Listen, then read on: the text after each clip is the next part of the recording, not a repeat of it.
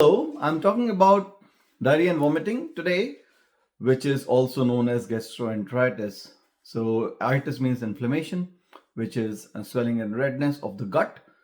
So, gastritis means inflammation of the stomach, and enteritis means inflammation of the intestine.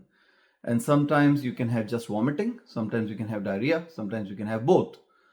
Most of the time, 95 to 99% of the time, it's virus. So it's a viral infection. So basically, antibiotics are not going to help. It lasts usually up to a week. So it starts with vomiting and then may progress to diarrhea, or sometimes can be just vomiting.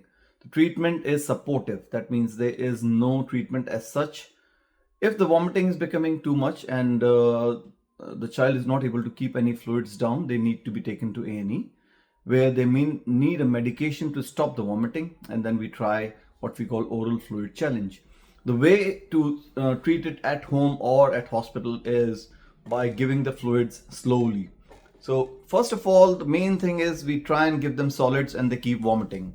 So do not attempt that. If they are vomiting, then stop. Just completely stop for half an hour.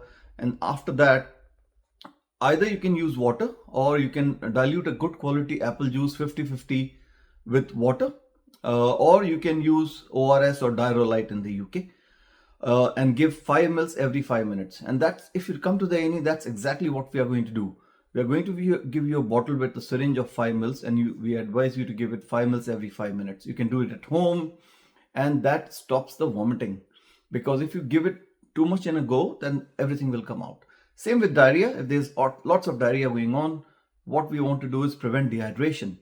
And the signs of dehydration can be sunken eyes, very dry skin, very dry lips, no tears in the eyes, and reduced urine output. So what body does is, if there is not enough fluid coming in, body tries to retain the water and you pass less urine, but you should be passing some urine. If there's no urinary output, no urine for about 12 hours, then you need to take the child to A&E. Otherwise, you manage it at home.